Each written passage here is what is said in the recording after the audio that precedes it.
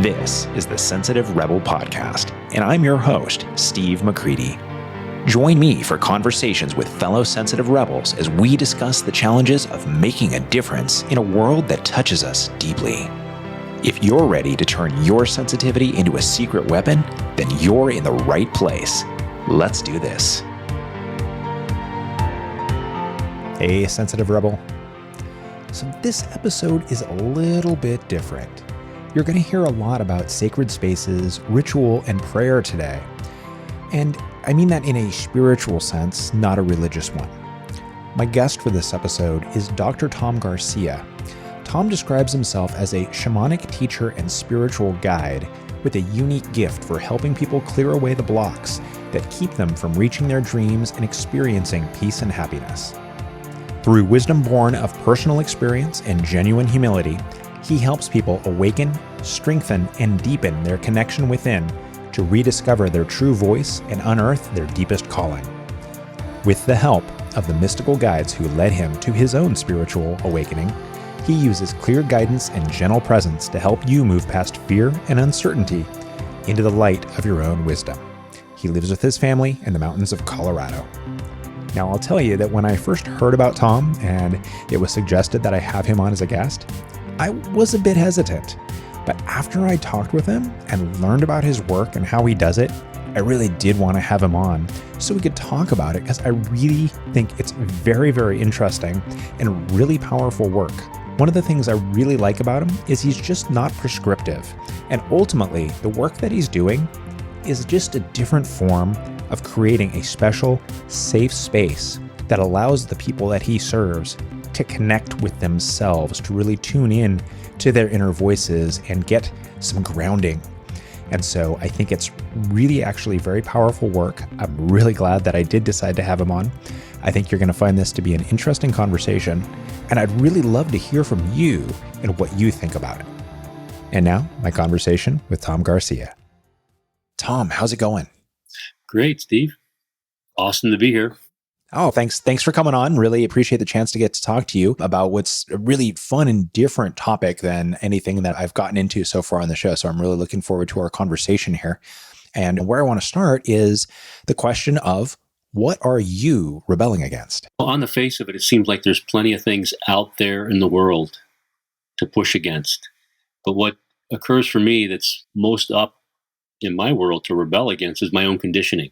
The way I've been conditioned, domesticated in life, and to break free of that for myself so that I can see the world more clearly, think more clearly, and respond appropriately, in a good way to my world.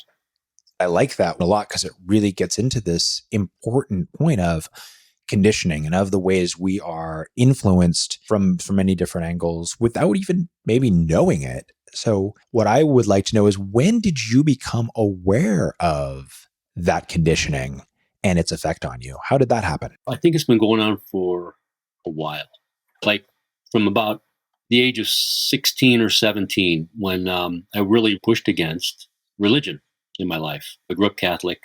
I think at a fairly early age began to just say, wait a minute, I don't know about this. And as I got older, it got more intense. I don't know if you heard of training absolutely. Back in the day. I took that when I was 18, and that kind of turned my world upside down.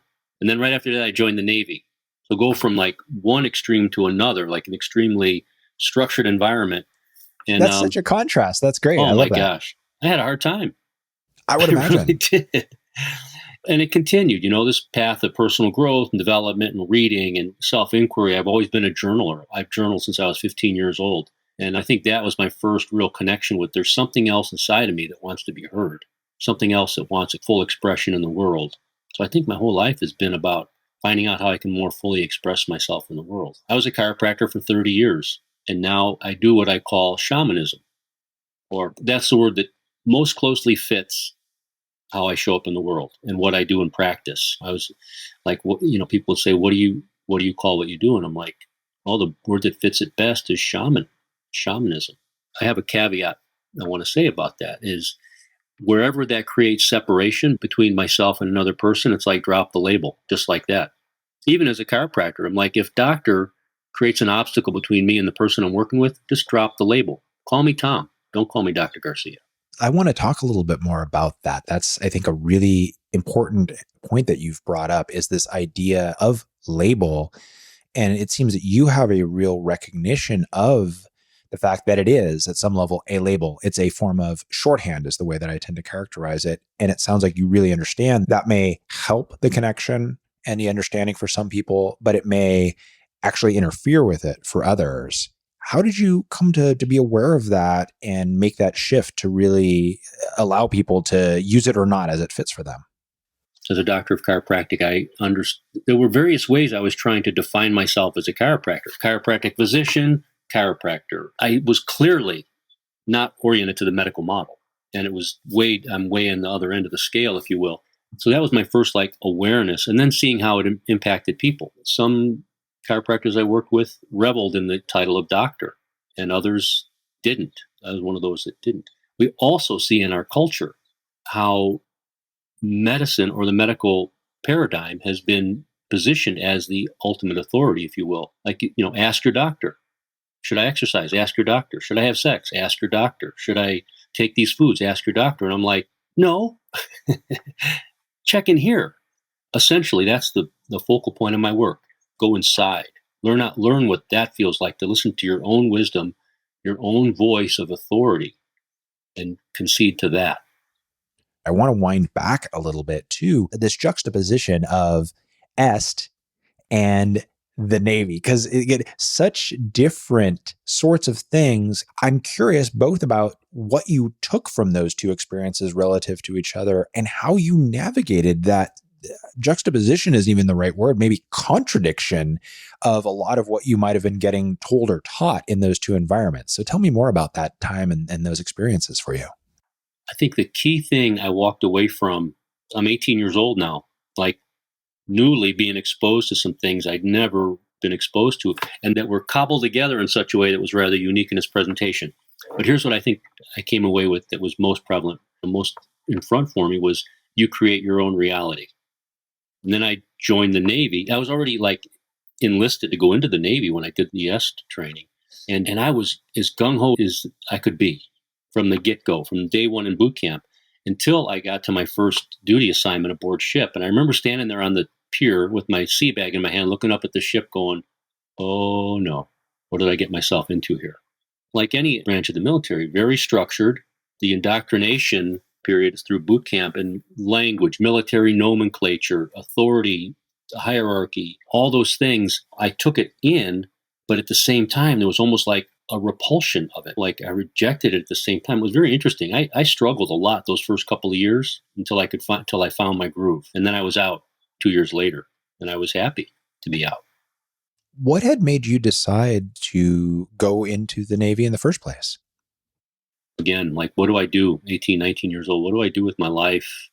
Was never even a consideration. Some kids yeah, when I turn 18, I'm going to join the service. That wasn't even up on the radar for me. So sort of by happenstance, I was looking in the window of a recruiting station, and the recruiter walked out, and there I was, fresh meat, if you will. I was enrolled right into the possibility of travel, adventure, education, job training. Like I say, I went for a hook, line, and sinker. What do you think it was about that particular moment in your life and where you were, or what you had learned, been taught, been exposed to up to that point, that made you more, I'll say, vulnerable to that? Because it sounds like that's the case. You got pulled in hook, line, and sinker, as you said, into something that ultimately turned out to not be really what sounds like very aligned with who you are as a person. No, and of course I learned a lot. I made great friends, and I still have friends to this day from the service over 40 years ago. But I was looking for direction. I was looking for structure in ways I didn't even know. And maybe this could be true for a lot of young people who listen, who are casting about, what do I do with my life? And the structures that are out there don't appear to be stable or even appealing. But at that time of my life, it caught me. It caught me flat-footed. It caught me looking and wanting to aspire to something greater for myself. I even went into special forces when I was in the Navy. I wanted to be a Navy SEAL. So it went from one level of structure to another to, again, it was more to shore up, I think, in many ways, my own self-image, and then how I appear to the world. It's in our culture, to be a SEAL is vaunted. It's a big deal. Yeah, given a very high level of status because of the Yeah. different things associated with it and Yeah. the challenges to trying to become one as well. Yeah. And it's tough. And so it's every bit as, you earn your stripes, you earn your trident, the badge for that. But thank God I didn't, because I rolled out when I did and exited the service and moved on to other things and then entered into the chiropractic world. And how did that transition happen? You do your time in the Navy, you're out of there, and how do you decide to go into the chiropractic field and do work there? Again, it wasn't exactly on my radar, but I was fit, I was healthy. I wanted to know more and more about being, healthy and well. And to a certain point, it was looking at healthcare professions as a career. So that's the way I went. Even as I went into the chiropractic school and when I graduated, I knew on some level this was a stepping stone to something else. Because the paradigm of chiropractic is really, really focused on health from within, removing the interference to health versus taking lotions, potions, and pills. I've taken it even a step further now in my work. It's really that recognizing that health begins in the mind and it shows up in the body. And that can be really hard when you have stuff showing up in the body that you don't want in your body. It forces you to examine what's in your mind. And then things that it looks like, well, this isn't my fault, or how could a child manifest certain things? And now, so you knew from the get-go this was a stepping stone. Was that a thing where you just didn't really quite have clarify the ultimate path or destination? Why choose a stepping stone instead of jumping to the end? Because I didn't know. I did not know. The path that I'm on now, a shamanic path, a medicine path that I call it, it's deeply spiritual. Sometimes I say, who would choose this path? This is not an easy path. This is a difficult path because it takes everything. I have to take my own medicine, so to speak. I work with individuals and small groups, and I do virtual events and things like that to bring people to an awakening of who they are. Really, that's ultimately what I'm reaching for, is helping people remember who they are. It's a remembrance. And a lot of people struggle on that path. And it's, it involves your relationship with God, with the Creator, whatever you call that, say the Creator, that which created you. So helping people to clarify that's the primary relationship, and you want to deepen and strengthen that. And it's not easy to do. Sometimes I'll look back and I'm like, being a chiropractor wasn't always that easy. If I wanted easier, I would have chose the most predominant paradigm in our culture with it, which is medicine. So here I am on this particular leg of my journey, and it challenges me, it stretches me. I'm out of my comfort zone like all the time.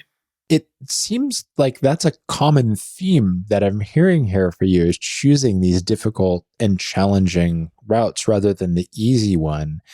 I'm wondering, is that something that you've seen and recognized in yourself? Do you think there's anything about your upbringing or your personality that might contribute to that choice? Or where do you think that comes from? I have seen that. And fairly recently, I'm like looking back at all these various turns in my own life. And, even as I speak, I want people that are listening to also be examining their own life in a similar way. I would venture to guess there's a lot of us out there that have chosen the more difficult path. And it's not like it was conscious on my part, but certainly I was always reaching for what's most authentic, a path that's true. And a lot of what we see in our culture for me doesn't ring true. It rings hollow. So I choose not that. And there's so much in there. How I see the world, how you or I see the world isn't the way the world is. It's how we see the world and then how the world shows up. That's a fine line. There's a quote that I like. I can't attribute it properly right now, so I'll have to add this in later into the show notes, but it's something like, we see the world not as it is, but as we are. Yeah, that sums it up right there. Yeah. Now that's pretty catchy, right? Now, live that. As always, like, the quote is cool and fun and interesting, but the actual doing of it is the challenge. Now, I won't jump back to your journey here on the path from doing the chiropractic work to deciding to leave that. You were aware that it was only a stepping stone. When or how did you get to the point of going, okay, I'm done with this step, or it's time to move on to the next step? What led up to that? How did you know? I knew for a long time. I think I knew within the first 10 years and had no idea what was next. It's just like, this is what I know. This fits me best as a career, as a path in life. Yet there was something inside of me that there is something else, there's something more, and I wasn't ready for it yet. whatever it was. And it was maddening at times. But the turning point for me came when a really close friend of mine came to live with us and spent the last 18 months of his life in our home. And I watched him close up, withdrawing from life. And something snapped inside of me. And I started going to the woods, making fires, laying out an altar and praying. Now, mind you, it wasn't a practice that I engaged in. I didn't really know what I was doing. I just had this impulse to make a fire, make a crude altar, and pray. And I'd open my journal and write. And I did this for months and months. And I was asking deep questions. Who am I? Why am I here? And who sent me? I wanted to know what my relationship was with that which sent me. Something sent me here is how I felt. And I want to know who that is, what that is. And in that time, a voice came to me, and I just call it the voice or my guides. Now I call it my teachers because they say, we're your teachers. And I'm like, okay, I got it. There was a point where I said, I think I'm ready for a teacher now. And the voice said to me, we're your teachers. And I accepted that. So this is where things kind of take a turn that are not normal, if you will. They're not common.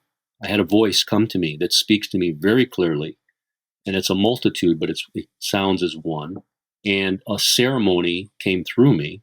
So I started doing this ceremony with the fire and feathers and tobacco and sage and all these things, some of which looks very Native American, of course, and I'm part Native American. So it feels in some ways like my own lineage coming through me, and it found me willing, like deeply willing to be expressed through me. So a voice and then my ceremony. And then the voice would say, this isn't just for you. You have to bring other people. These messages we're giving you aren't just for you. You must share them. And I'm like, me? I'm just one guy. No pressure. Yeah. I'm like, what? And I would ask the question, why me? I Right. said that. Why me? And they're Sure. like, because you asked and we answer, and that's how it works. And when we find even one who will listen, we have a lot to say. And when one asks as sincerely as you have asked, we respond. And I understood that to mean not just for me, but for all of us, that when we ask, and we ask sincerely for help, for guidance, for information for our lives, it'll come. And we just have to listen. And that's the flip of it, to listen. So I became a really good listener. And I go in the woods where it was really quiet. There was no cell service, no microwave or electric grids. And I listened. And I hear very clearly my guidance. Now, I'm not always quick to act on it. I'm a little thick-headed, I admit, but there it is nonetheless. How did the experience of being close to this friend and supporting this friend through their dying, how do you think that influenced this shift for you? Yeah, that's really great because both my parents had passed away, and it didn't happen with them. It happened with my buddy. He was like a brother to me.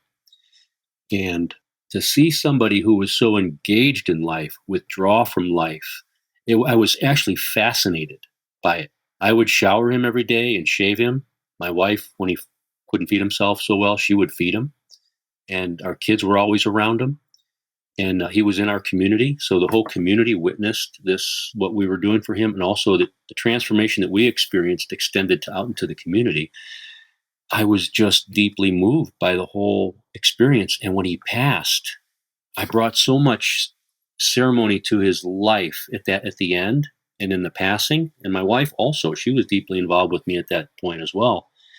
And then I'm going to the woods. I'm like, he's gone.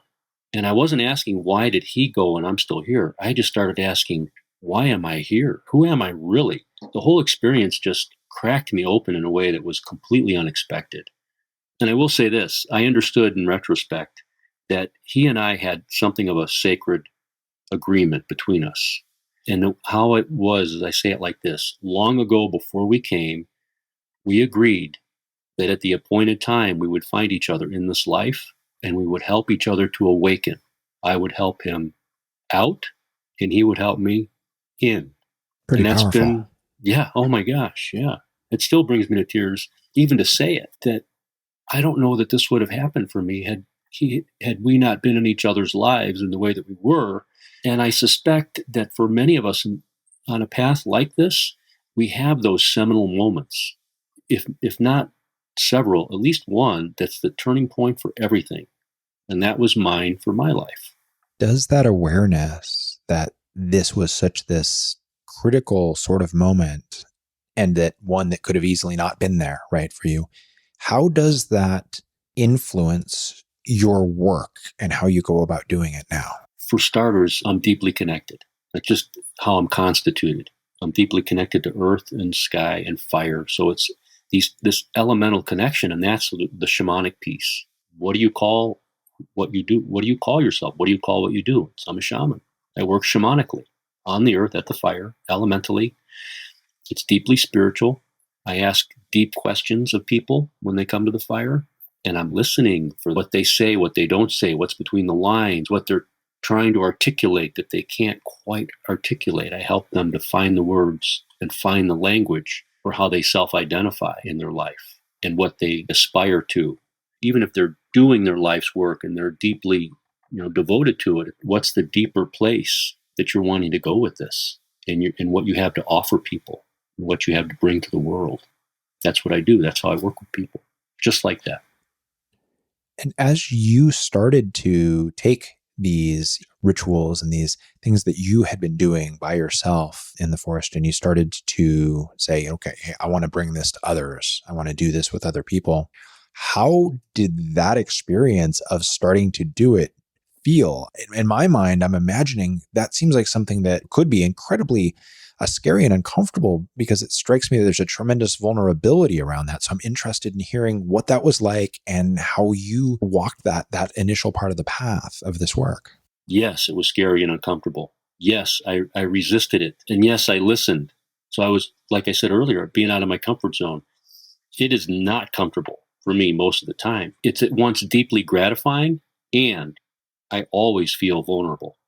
It's an interesting juxtaposition. I always feel vulnerable. The one who knows that the best is my wife. She sees what I go through, my struggle, my internal struggle. And I know my struggle, it's not just my struggle. It's everybody's struggle who is attempting, who's moving toward being who they really are, who they truly are. That's hard in this world. In a world Really that hard. conditions us to be something we're not. And for you, becoming who you are in this case, it's not exactly some common mainstream thing. So you get the added bonus of being you and honoring you is walking this path that is very different from a lot of what our world has decided is normal and appropriate. I'm curious with the vulnerability piece. How do you continue to move forward in these situations? How do you sit with and navigate that vulnerability in a way that allows you to go forward instead of withdrawing or backing off of it? Yeah, I have to stay grounded, number one. So I have my spiritual practice every day. Every day I read from A Course in Miracles. I don't know if you're familiar with the book, Yes. but it's an incredible spiritual guide book for me. If there was a guide, for me, that's it. And I read every single day and make notes and journal and pray and meditate. Now, I'm not a great meditator, which is to say I don't meditate for an hour or, like that. And prayer and meditation are distinct. They're not the same. And so prayer for me is a communication between myself and my creator. It's a natural communication between the created with their creator. So every day I pray in my own words. I find my own language to speak to that which created me and sit quietly. And if there's any fear up in my field and that sense of vulnerability that can be frightening like that, it helps to quell it. It brings it down. And, it's like, okay, now I think I can do what needs to be done today, every day, what needs to be done.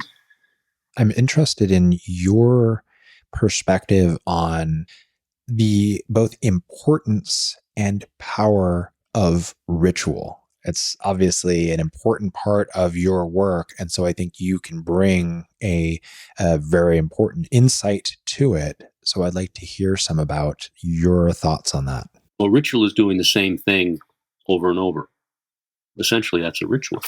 And I think we're wired as human beings to respond to ritual. We can even respond to negative ritual. But ritual it's how we're conditioned in a way, in many ways. But we can create our own conditioning by adhering to a ritual that supports us and empowers us. For me, in the morning time when I do my prayer and meditation and reading, it's a ritual. I make my coffee, I get to my chair, Sit down, and I know that for the first hour or so of my morning, I'm going to be reading and writing and sitting quietly. And that ritual has a tremendous impact on the outcome of my day. Is it grounds me for the day, it centers me for the day. And I suspect if that's not a part of someone's daily routine, they find themselves in the skinny branches at some point in the day, or flapping in the wind, like just unmoored by what's happened over the course of the day. And conversely, when you do adhere to your ritual in the morning, no matter what happens, at least you remember you took time to connect, to get connected. And that's how I think of it. It's like getting connected first thing, plugging in, and then going out. And that's where the ritual, doing the same thing reliably, day after day, bringing all the meaning that I can to it. So it's not empty. It's not by rote. It's not what somebody else gave me, per se. It's my own set of steps that I take to align myself with the energy of life.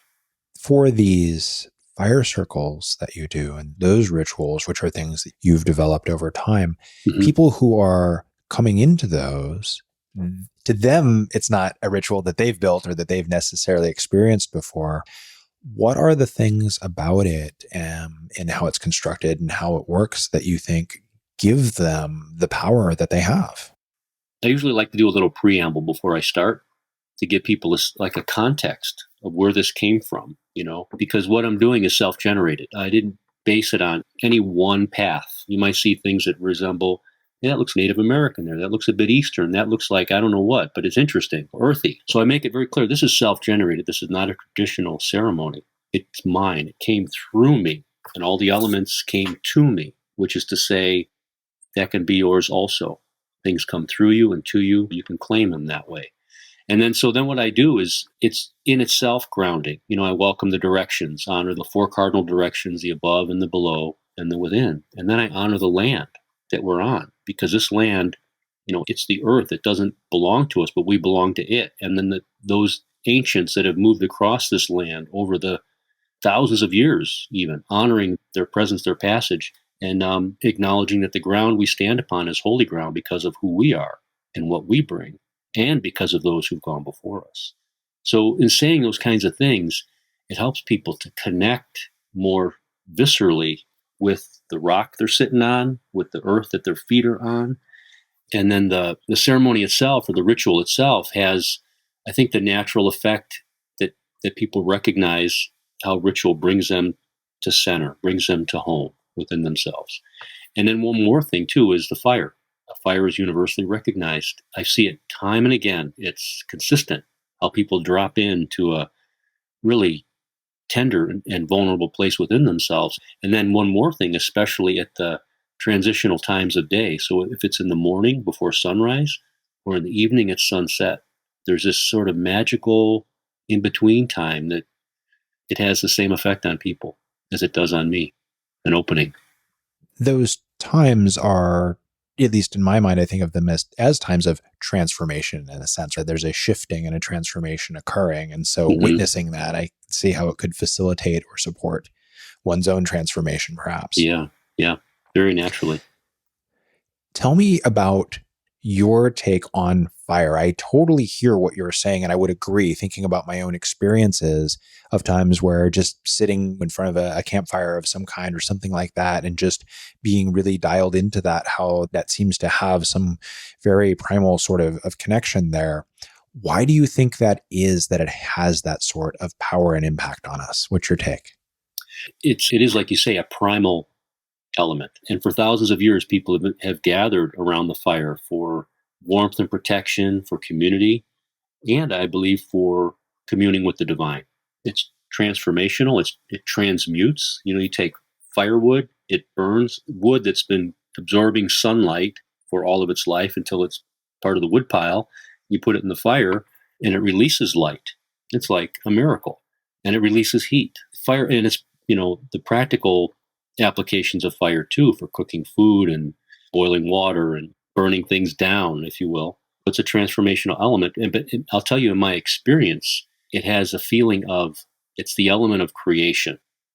It's dynamic. It's burning what we feed it, the metaphors of the fire are really great. To burn with your own intensity, to let your light be seen, to not hold back. If you look at how a fire burns, it burns with its own intensity. It burns as it will. It's a powerful elemental expression in the It world. really is. Yeah, Yeah. it really is. What is the general experience of being a part of these rituals, these fire circles that you do? So we can get a sense for those listening of what that looks like, smells like, sounds like, feels like. If we talk about different kinds of gatherings, for example, I had a group of school teachers at the fire, elementary school teachers, 7 women that all worked together, really close and really struggling through COVID and the bureaucracy of the school system. And they didn't really know what they were all coming into. 1 or 2 had a sense, but most of them didn't. And it was really interesting to see how quickly they all just really dropped into this connected space together, with me. And so I'm like a facilitator. I'm holding space, which doesn't seem like I'm doing much, but I'm doing a lot to hold the space for people to show up in. So, I do several things. I lay down the circle, so creating a sacred circle to delineate the outer from the inner. For this time that we're together, we're in sacred space together. I say things like, I set our sacred circle this day with prayers and intentions. And I say words we all recognize to reclaim the language, the power of language for ourselves, peace and understanding, love, joy, wisdom, guidance, clarity. And I use cornmeal, salt, and tobacco to sprinkle around as a blessing, as an offering, as a symbol of protection, if you will. Not that we're protecting ourselves from anything. It's just to say we're declaring a zone of safety here together. We're in safe space together. So creating safe space is really important and essential to what I do. And then honoring and welcoming the directions. That ritual alone locates us in time and space. I used to say that when I did this, that I was letting spirit know where I was on the planet. But what my guide said to me, my voice said to me was, we always know where you are, but sometimes you don't. That's great. I like that they have a sense of humor. Oh my gosh, they're funny. Yeah. And we're their greatest source of humor. That doesn't surprise me. Yeah. So locating ourselves in time and in space, honoring really this feeling sense of honor and gratitude for all that we have, all that we're given, the space that we're in, our lives, bringing a great sense of sacredness to the moment that we're in together. That's what I do really well, to create that sense of safety and sacredness and a trust and connection to spirit, honoring the ancestors, honoring the grandmothers and the grandfathers and all those who've gone before us. And all of us have had those who've gone before us. And so we come together in a way, it's ground zero. I say I'm a fundamentalist. Fundamental, what we're doing here. We're at ground zero. It's a level playing field for all of us. It doesn't matter whether you're a multimillionaire or something less, far less. We're all the same here, and we're all human, and recognizing and honoring that. One of the things I help people do is to pray. And by what authority? Just like blessing, by what authority? Don't we just relegate blessing to the clergy, the priest, the rabbi, the pastor, the minister? And what my voice said to me was, blessing is for you to do. It said as clear as a bell to me, you bless. You bless yourself first, then bless your world, everyone in your world. And to pray. So often we pray silently. Sometimes not even that. We're so awkward with prayer. I don't know how to talk to that. Little old me. Maybe that's not true across the board. People are everyone's in a different place with regard to that. So I can't even make a sweeping generalization. But I have seen in my experience the difficulty that it is for people to pray out loud. So I just help them to pray out loud. Speak your prayer out loud. Speak it in the presence of those of us that are here in the fire, in light of the fire. And that's where my listening really helps, because I just listen to them without judgment, totally open-hearted, like a brother, say, okay, I'm waiting. And haltingly at first, people will begin to pray. And then more strongly as the night wears on, if we're offering multiple rounds of prayers and have many things to pray for, pray about. And pretty soon they're like, wait a minute, I have another prayer I want to offer. And it goes like that. And I often pass around a basket of dried sage to symbolize in this natural substance that grows on our land. I say it holds our prayers. Say your prayers with heart and intention, and then put it to the fire, and then up in smoke. Symbolically, it's taken by the fire into smoke and then released to spirit. So bringing a bit of a sense of, I don't know if magic is the right word, but it feels like that. A bit of magic into our lives with respect to our ritual and how we communicate. And that deep felt feeling sense of connection to the intelligence that gives us life. Making it as practical as I can make it without dogma. I'm not proselytizing. I'm not evangelizing in any way. And I check that for periodically. Do I sound like I'm proselytizing to you? They're like, no, keep going. Helping people to bring it home for themselves, I often say, it's not about my way, you knowing my way and then following it. I'm saying, I want you to follow your own way, to know your way. It really sounds like you're creating a space and a vehicle for them to turn inward, to connect to themselves, and to be able to find expression for that. Yeah, exactly. And there are some really key elements to what I'm doing that I introduce. First and foremost, like I said, is your connection with your creator. By whatever name you give it, it's yours. It's your connection, not mine. I have no business interrogating you about it. But since we're working together, let's talk about that. When we talk about our lives, we get the pie model, and you've got your financial life and your family life and your health life, like that. And then one of them's your spiritual life. And I was looking at that one day and I'm like, there's something wrong with this model. And I redrew it more like a bundt cake. In the center is your spiritual life, your connection to source, your connection to the creator. And from that, do all of other aspects of your life radiate.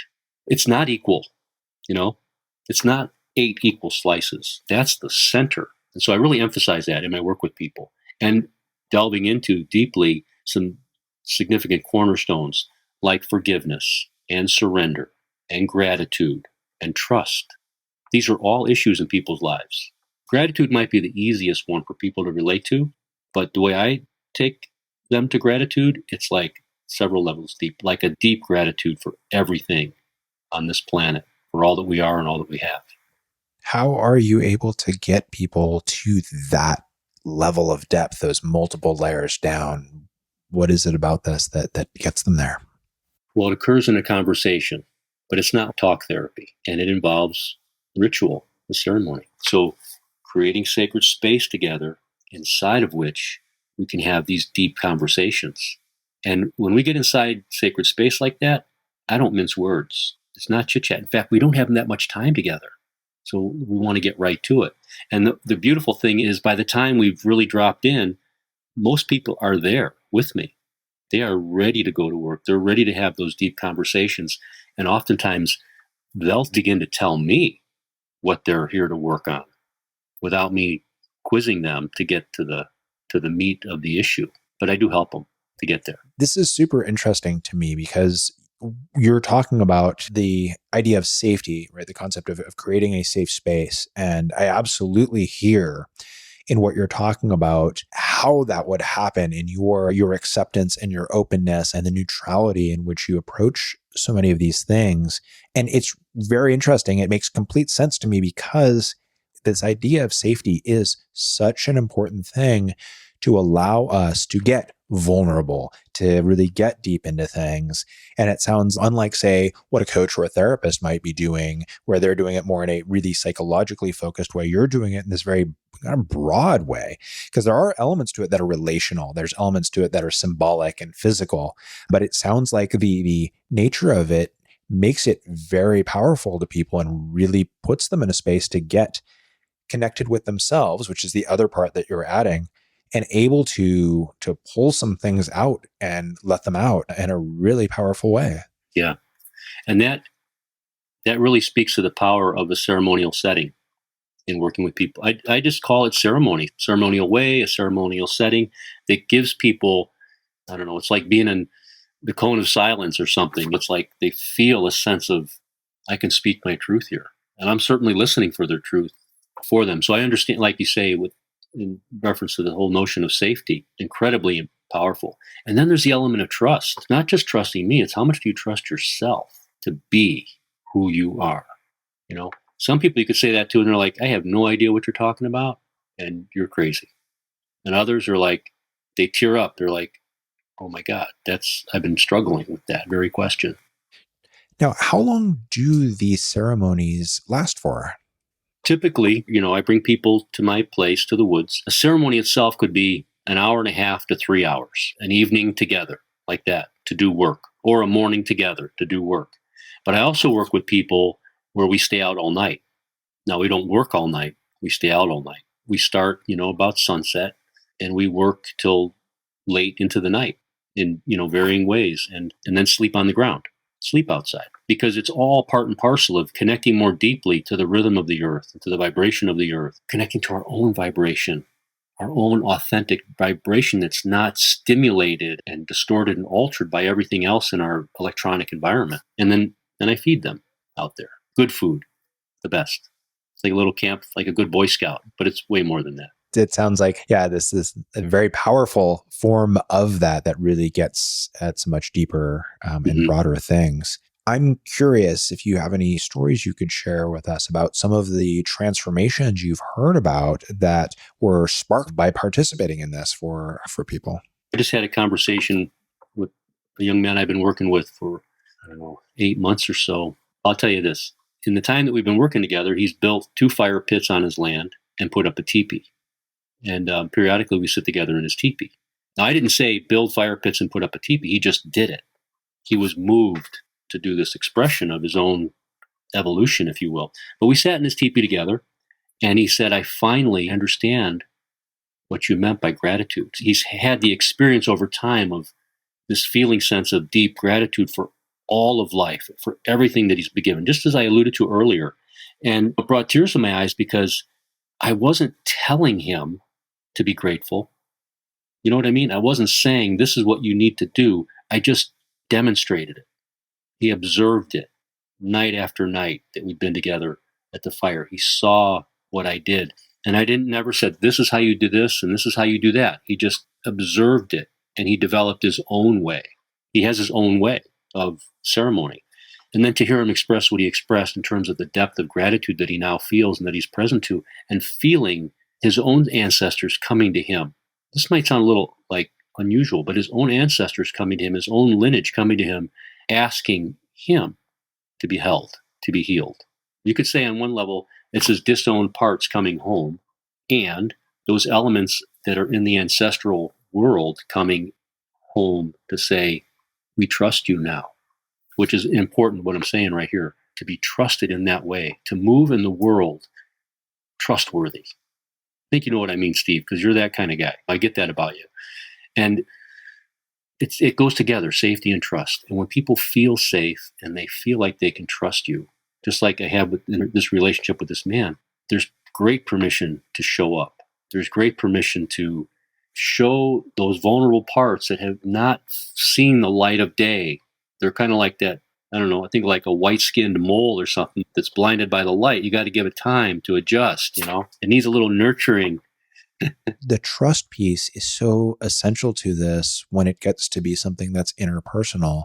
Mm-hmm. It's such a key piece of the safety that people need to know that you are safe, that they can be whoever they are, wherever they are in that moment. And that, as anyone who's done any deep inner exploration knows, you may find some things that are shocking or surprising, some things that are unexpected, and it may show itself in all kinds of surprising ways. And if the people witnessing that don't have the ability to stay grounded and stay centered when that comes out, that can be really problematic. Yeah. But it sounds like you're really able to do that, to, as you said earlier, hold that space and really just hold that there for them so they can do their work. And it sounds like that leads to some very powerful work happening. It's transformational.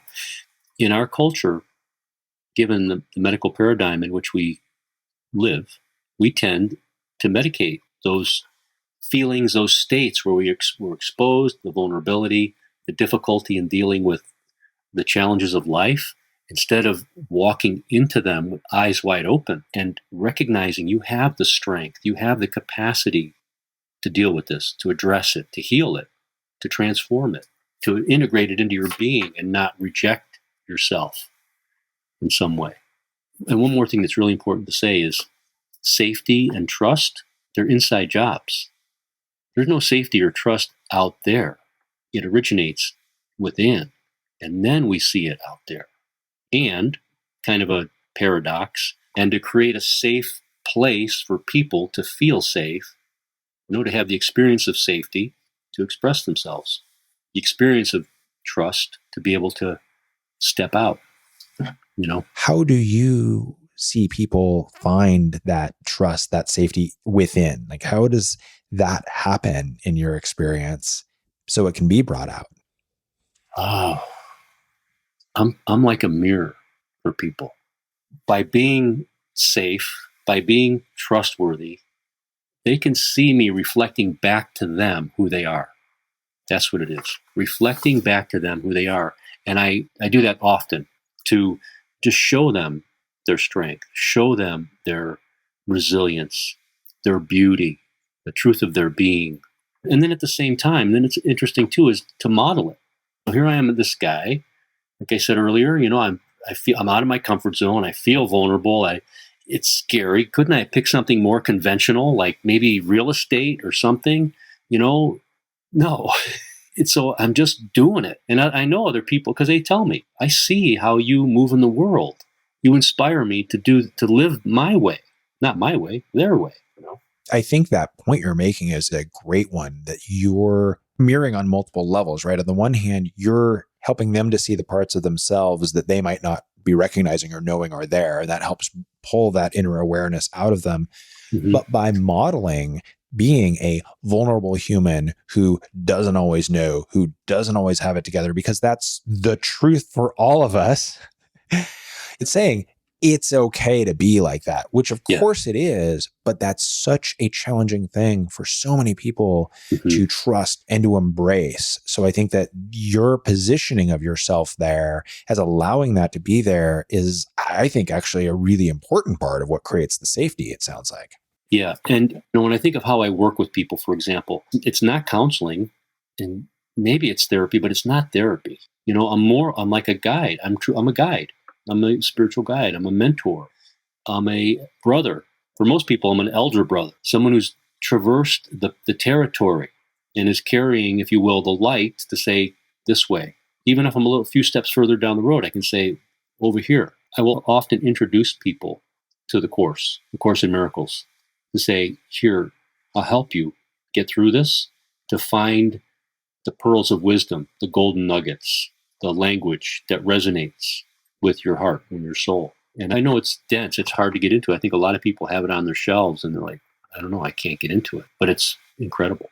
One more tool, one more support going in. I'll often recommend in my work, make an altar at home. It's like a visceral, tangible thing. Make an altar. It's not the altar itself that has the power, because that's inside of you. The altar's not a thing. It's a devotion. And when you see it outside of you, it's a reminder of what's holy in you and sacred in you. And pray every day. Pray and meditate, even if it's only for 5 or 7 minutes. Take that time to connect, to breathe deeply into the silence, to whatever extent you can create silence for yourself. And then we go into those topics like I was saying earlier, forgiveness and surrender, trust, the elements of peace. Peace being an attribute inside of us, not something we have to go out and get. It's meeting the conditions for peace, and then peace shows up. And so often we're not meeting the conditions. Sometimes we have to create the space for the thing to show up or to appear rather than chasing it, which usually seems to be a good way not to find it. That'll keep you busy. Right? Yeah, for sure, which can be quite a distraction. Coming back to the idea of labels, I want to ask you about a couple of words you've used repeatedly during our conversation today, because I'm interested in getting how you might define them, because I think they're words that are probably loaded for a lot of people. And the two ones I'm thinking of specifically are sacred and prayer, because I think for some people, those have very clear religious origins for them. I get that's not the framing that you're coming with, but I'd like to hear you, in your way, define what you mean by those words when you use them. I use those words deliberately and consciously, because I know they're charged.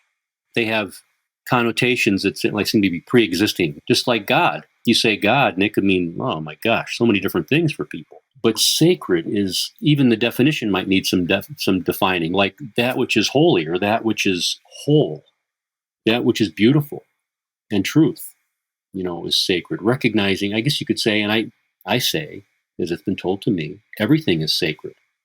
And to recognize the relationship that we have with others is sacred. How we move upon the earth and how we interact every day is sacred activity. With all the things in our environment that we just take for granted, we call it sacred.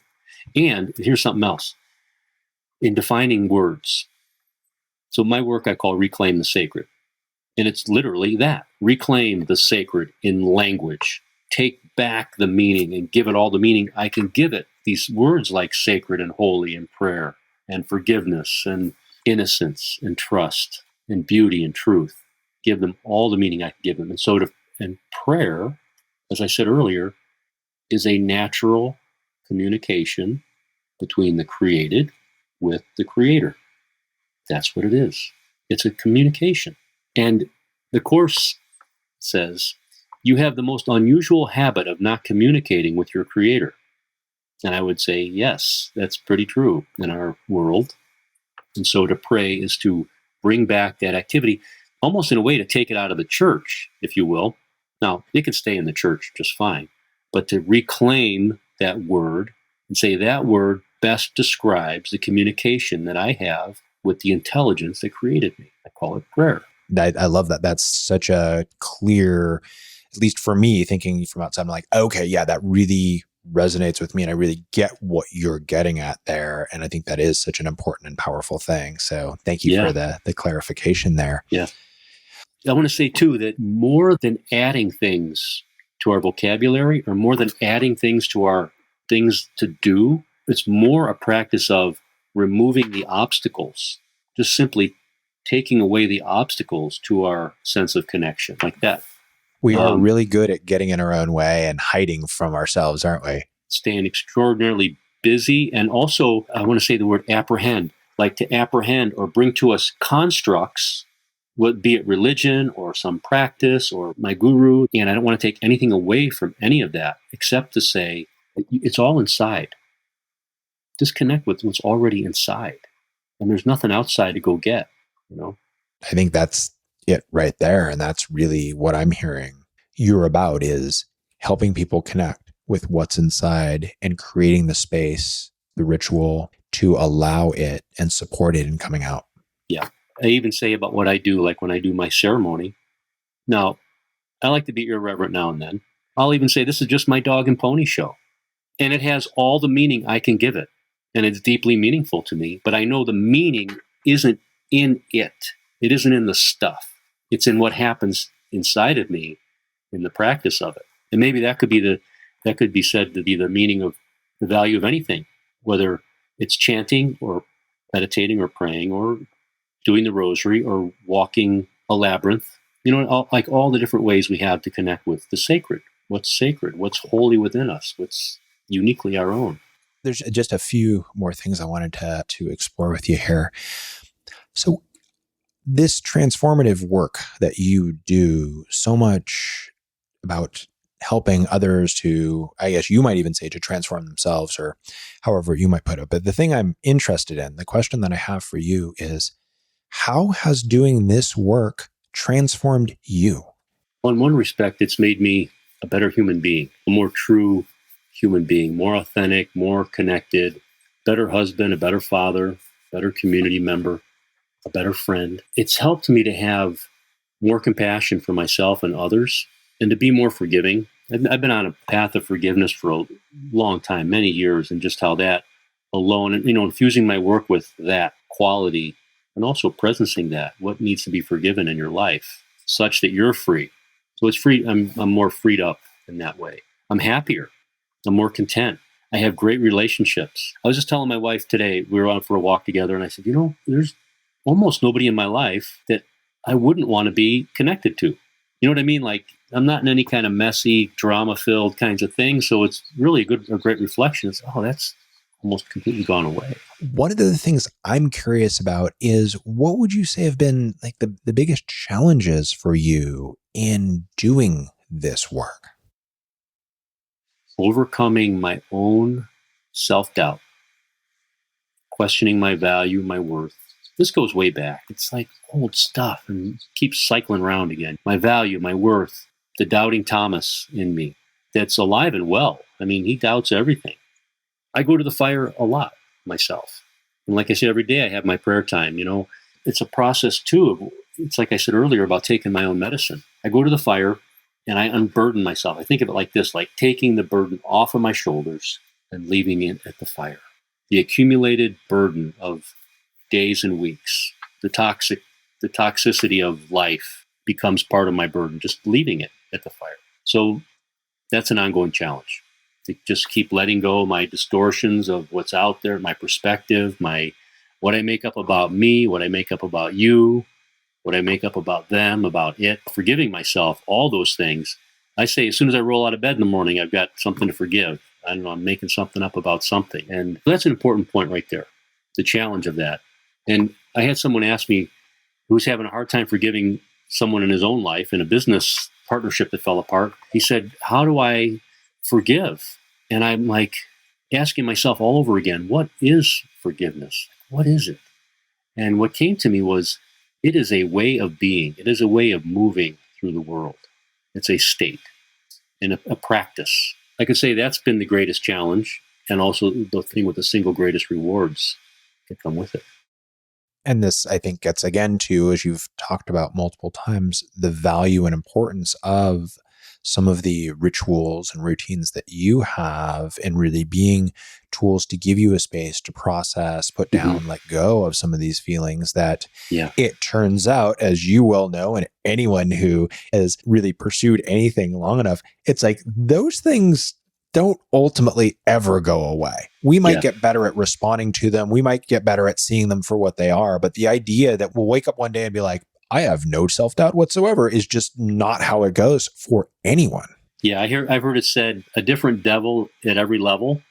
And this notion of what I've heard described as the imposter syndrome. I've had that. And here I think, oh, is it just me? And then I'll see someone who's operating at a really high level who just moved to the next level of their business, and they're already doing extraordinarily well, talking about the imposter syndrome. And I'm like, oh, this could be a universal thing. Yeah, it is truly in my experience, absolutely a universal thing. And it comes and it goes, but it continues to show up as we up-level ourselves and stretch ourselves and grow, because it's like what you were saying, a new devil at every level. I love that. I've not heard that before, but that I think finds a really helpful way to capture it so that we're not surprised when it shows up again. It's like, wait a second, I thought I was done with this. It's like, no, you just finished the other level of it. You've got a whole other level here of it. So this is the new one. So that's where this was described to me years ago. It's like you try something. When I was in college, I was so happy to be free from my job and back in school that I tried out for this dance team. And I was not a dancer. And I was taking ballet and jazz just because I wanted to move and dance. And then got invited to do like this production of like a dancing. I'm like, but I'm not a dancer. What I'm getting to is you stretch yourself in that way. And then you got to have those things you can go back to that you're really good at, that you're comfortable doing. For me, it was lifting weights and running. Like I was comfortable doing those things, but to dance, so that was like way out there. So to have those grounding practices, that's the point. Tom, one thing that I like to do with my guests, if they want to play along, is I like to take a little bit of time at the end here to dig into a current challenge or difficulty that they're wrestling with, and dig through it with them and see if we can sort it out. So if that's something you're interested in and you've got a thing in mind, we can go ahead and do that. Sure. Yeah. So tell me then, what is a current challenge or struggle that you are wrestling with a little bit? I'm part of a conference happening this weekend, and it's A Course in Miracles based. And I'm being billed along with Marianne Williamson and Gary Renard and Lynn McTaggart and a host of other people who are well known in the Course in Miracles world. And I find myself dragging my feet terribly in promoting through my world what I'm doing. It's almost like, oh my gosh. On the one hand, it's something that I, without fully realizing, have aspired to for a long time, to be, occupying rarefied air with some people who are really accomplished in their field. And at the same time, there's that part of me that's like, oh, is there a rock I can crawl under until it's over? Self-sabotaging, imposter syndrome. There you go. It does definitely sound like that's showing up here. Now, as you look at this event, what are you afraid of here? It's so weird. This comes up again and again. I am afraid of being seen.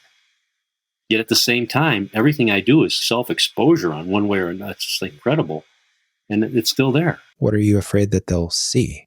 It's getting harder and harder to find something like good, like to find out I don't know what I'm doing, or I don't know what I'm talking about, or I'm not true to my path, or something like that. And those things aren't really true. It's something old. It's something afraid of being embarrassed, afraid of being humiliated on some level. I've addressed these things before, but they come up again. Like, there they are. It definitely sounds like this is for you, stepping up to another level.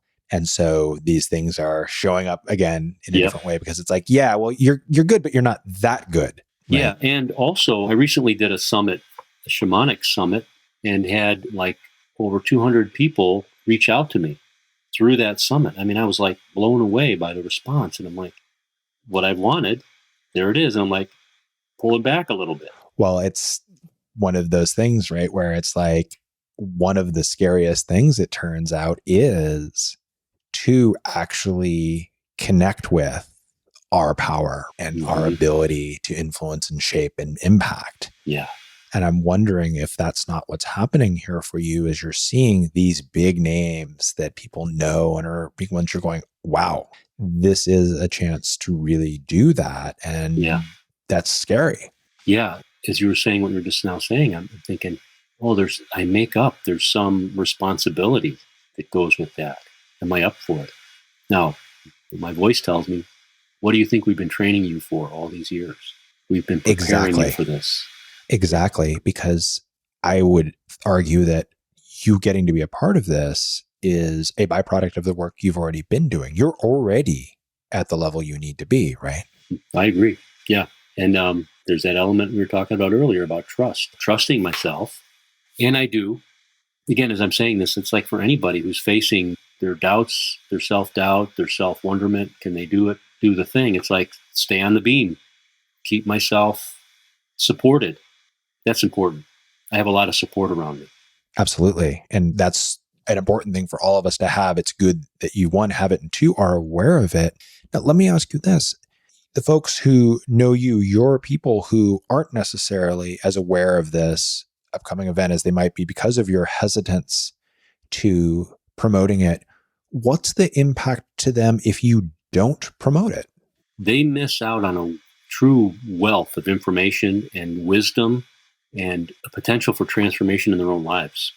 I mean, on so many levels. The wisdom and the ideas and it's more than just information. It's just a powerful knowledge that they would miss. Yeah. So it sounds like serving them is about sharing this, regardless of how you feel about it.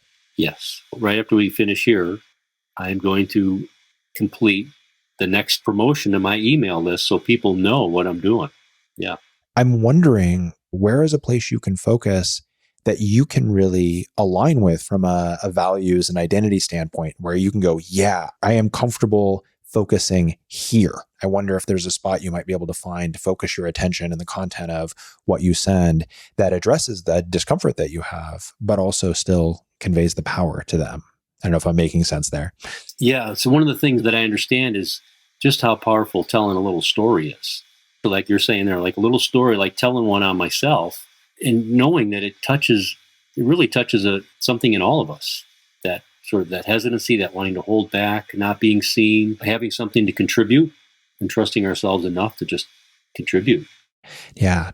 And I wonder what doubts or fears those people might have that might keep them from participating in it or connecting to it. And if you might have a way through story to be able to speak to that. Yeah, there's something right in that, what you just said.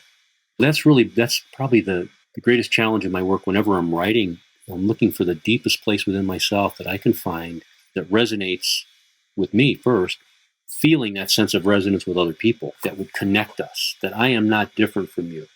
And then also to have the confidence to say, and here's something I found that really helped me, and I think it would help you too.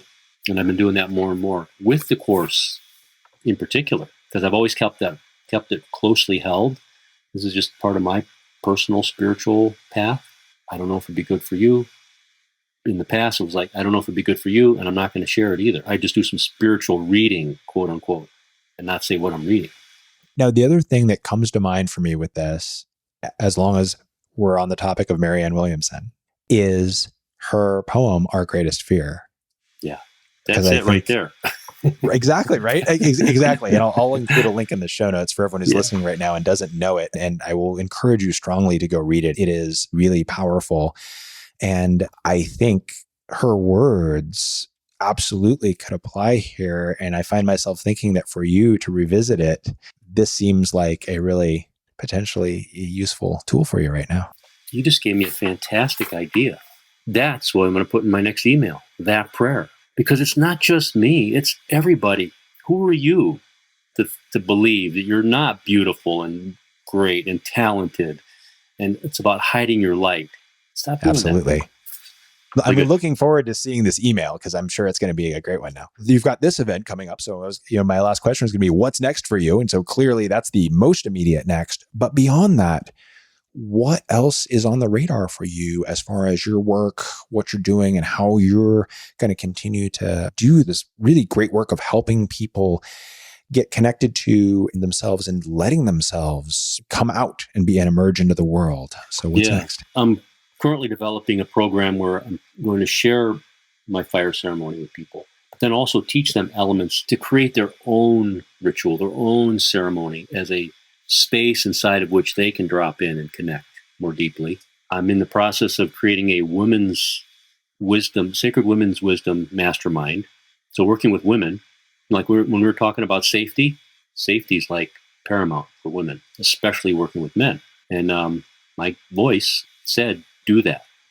Create a program for women, powerful women who are already accomplished, who are already making a difference in the world. Bring them together.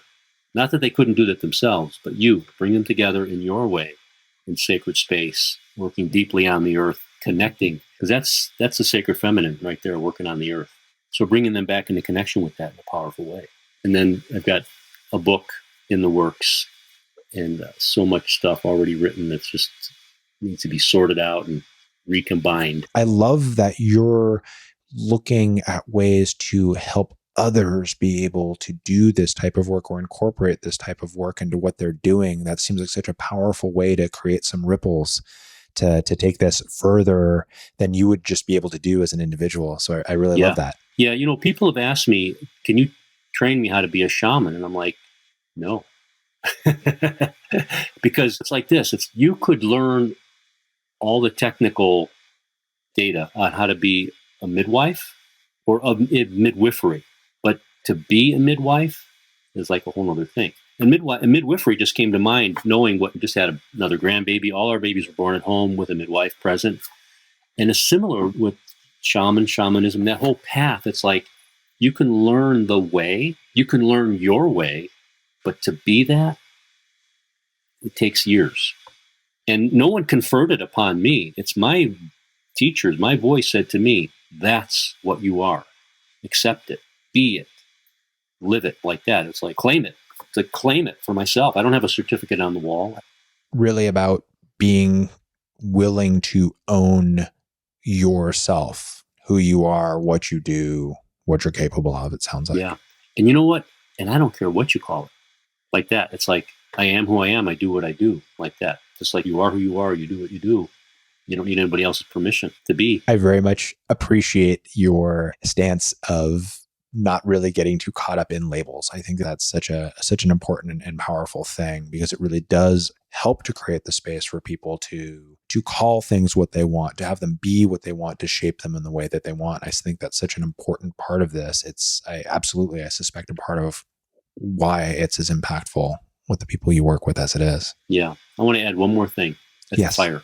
and the fire spoke to me and it said, be careful how you identify yourself, okay? I knew it was a message. Be careful how you identify yourself. And the rest of my evening, the rest of my ceremony was about, who are you? You're not who you think you are. I'm not who I think I am. Who am I? I mean, that question, it's like big.